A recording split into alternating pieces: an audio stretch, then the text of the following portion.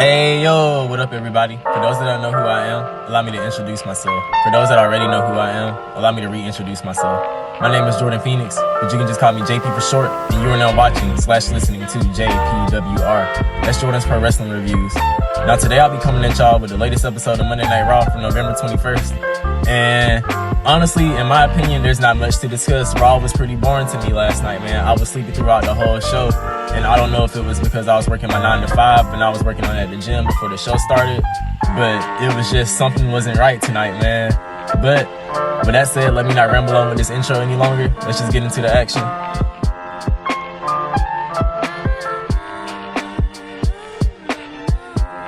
Alright, so we kicked the show off with Kevin Owens, who recently returned on the last episode of Friday Night SmackDown, revealing himself to be the 5th member of Team Brawling Brutes of War Games. But anyways, Kevin Owens honestly doesn't say as much. You know, he does address his SmackDown return, and he mentions his early feud with Roman Reigns, because if y'all remember, Kevin Owens was one of the first victims of Roman Reigns' historic title reign when he was Universal Champion. But nothing really major from this promo, in my opinion, for the beginning of it. But Kevin Owens says he's going to take Roman Reigns' title. So do y'all see Kevin Owens being the one to dethrone Roman Reigns? Let me know down below. Kevin Owens then says that he hasn't come along tonight, and then the Brawling Brutes come out in a sort of Shield entrance like back in the day. But nothing major from the Brawling Brutes either. They have this thing with Pete Dunne where instead of Fight Night, he says War Games, and he says it pretty good, man. It's kind of close to William Regal's, but at the end of the day, nobody can beat the way William Regal always screamed War Games. But soon after that, they are interrupted by the Judgment Day. So the Judgment Day comes out, interrupting Team Brawling Brutes, and they don't really do much either. You know, Finn sends a message to AJ about their feud. He also says he hopes the Bloodline wins War Games. He threatens Team Brawling Brutes, and Sheamus actually ends up challenging them to a match, that starts out the show. And like I said, nothing really major from this promo. Rhea was like the only thing they should be talking about is how she's gonna dominate all the women in her War Games match. But nothing major from this, so let's just get into the Brawling Brutes versus Judgment Day. I forgot to mention that when the promo ended, a brawl broke out between the Brawling Brutes and the Judgment Day, which led to the match, of course. But nothing really major from this match. I would say this is the match of the night, in my opinion. It was alright. Like I said, Raw was kind of missing something last night. But anyways, nothing major from this match. It was just a little decent tag match. They had Kevin Owens on commentary, and Drew McIntyre was at ringside, of course, and Rhea was at ringside for Judgment Day. And nothing really, you know, Dom, he got a cheap shot in on Sheamus, and then at one point in the match, Dom tried to run away from Sheamus, but then the OC came out. The OC comes out, and they sit at the top of the ramp to make sure nobody else tries to escape. And Sheamus tried to do the little 10 beats to Dominic's chest, and I had actually laughed at this moment because he was trying to rip his shirt open, but the attire just came back up like, nope, that ain't happening. But the Brawling Brutes pick up the win, and after the match, Judgment Day attacks the Brawling Brutes, but then the OC come and they help out. You know, it's a big brawl going on between all these big teams, and then KO hits the stunner to Finn Balor, and it just ends with the Brawling Brutes standing tall. So yeah, that was a pretty good opening match. I guess it was alright. Like I said, match of the night, everything was alright. Everybody in it did well, and that's about it with that. We didn't get a little backstage interview with Johnny Gargano from Kathy Kelly about his beef with The Miz, but Johnny Gargano basically challenges The Miz to a match, and then he also says he won't get into Dexter Lumis' business if Dexter Lumis stays out of his business. But I'm like, aren't you already in Dexter Lumis' business and trying to get him signed for a contract and get paid and all that? But anyways, nothing major from this backstage segment. We didn't get to The Miz, who comes out and he says he can't accept Johnny Gargano's challenge because he injured his hand from a cactus or TikTok or something. I don't know. Like I said, Raw had me burned out last night. But The Miz did reveal that he did find an opponent for Johnny Gargano, and let's see who it was. So The Miz chose Omos to be Johnny Gargano's opponent, and I felt a little funny moment where there was Miz like salsa dancing to Omos' theme. But anyways, The Miz and Johnny Gargano have a little match, and it kind of sucked because they gave Omos the win. Johnny Gargano had lost, and basically The Miz did try to interfere at one point, but then when Johnny tried to chase him, you know, he was still acting hurt. And another thing I want to point out, Triple H, what are you doing? For those who didn't watch Raw last night, Triple H changed Johnny Gargano's Rebel Heart theme. It's like a remix version now, and in my opinion, it sounds horrible. I like the OG Rebel Heart from NXT.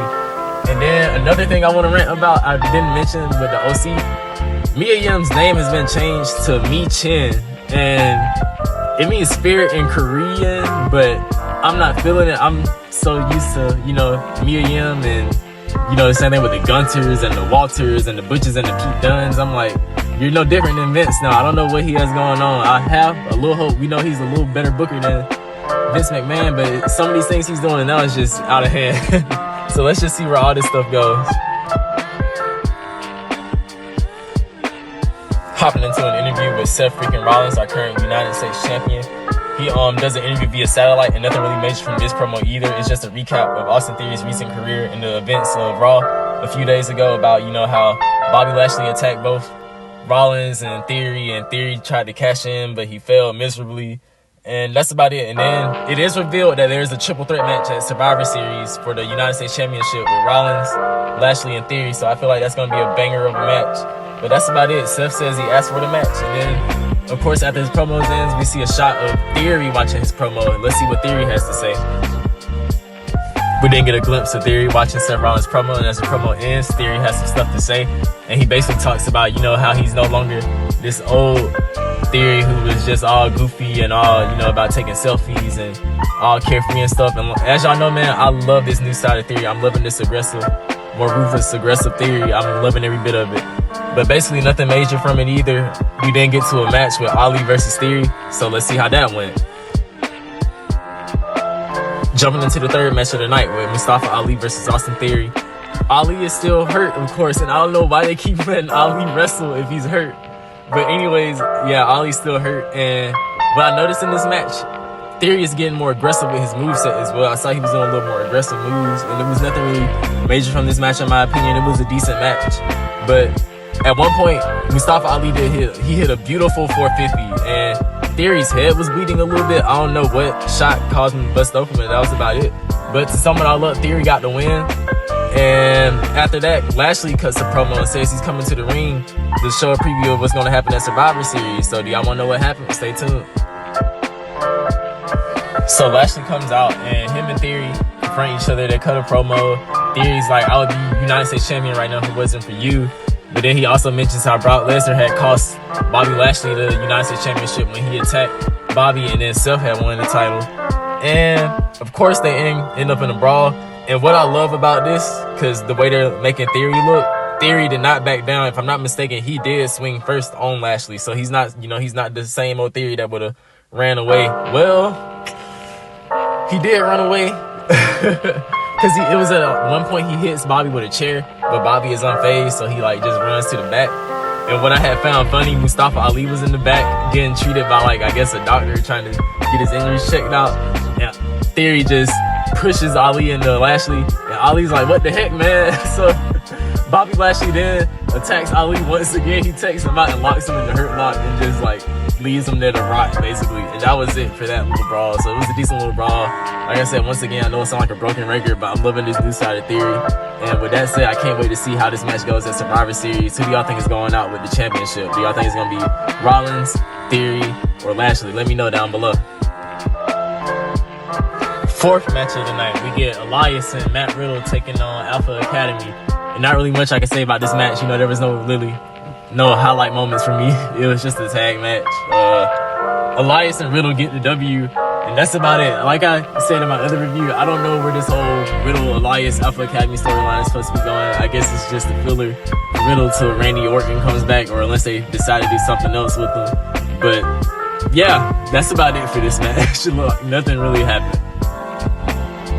We then head backstage with JBL and the wrestling god Baron Corbin, and Drew McIntyre appears. And like I said, I was burned out. Raw was pretty boring to me last night. But so I don't know if Corbin had threatened or he challenged Drew. But basically, Drew gets up and he's like, I respect my elders. And then he turns and he pops Corbin because he's like, but I don't respect you. And of course, that leads on to a match. Fifth match of the night, Drew McIntyre versus Baron Corbin. And nothing major from this match last night either. At one point, JBL distracted Drew. That was about it. And the only major takeaway from this match was Akira Tozawa came out and he jumped in JBL's arms. I don't know why. But I did enjoy that he was back in his OG attire. I got excited at first. I'm like, oh, they bringing back the old Akira Tozawa, you know, the one that we all grew up watching in the Indies and then the Cruiserweight Classic in NXT. But that was about it. Drew picks up the win. So I don't know what they're going to do with this JBL Corbin duo. Like I said, I'm not feeling the duo. I honestly wish they'll just drop that and bring back the Lone Wolf gimmick and have him join Judgment Day. I feel like the Lone Wolf gimmick would fit well in Judgment Day because I miss the old Baron Corbin where he would just show up and beat people up, and that was about it. So that's it for this match. Let's see what happened on next. Jumping into a backstage interview with the OC. Nothing major from this. I know I keep saying that a lot. I apologize. I know I sound like a broken record. But Finn Balor and the Judgment Day basically come, and you know, Finn's just, everybody's just still talking about all these matches at War Games. That's all they're talking about is this, you know, AJ versus Finn. Then they get jumped. The OC gets jumped by Judgment Day, and it leads out all the way into the parking lot. And then it just gets broken up by a bunch of staff and referees, and that's about it for that segment. Jumping into the final stretch of the night. Thank goodness. Anyways, Bianca Belair comes out with Alexa Bliss and Asuka, and they don't talk about much either. They just address their upcoming match at War Games as well. And they hint at their 5th member, and if I'm not mistaken, they said she's going to be mentioned on SmackDown. Who do y'all think is going to be? Let me know down below. I honestly think it's still going to be Candice LeRae because I know she did get attacked by Damage Control, but I know she's out for injury. I know some people are saying Becky Lynch, but at this point, I don't know. I know some people are saying Sasha and Naomi, but I feel like you should have them return together, not at once. So let's just see where this goes. Main event of the night, Rhea Ripley and Asuka reigniting their feud from WrestleMania years ago.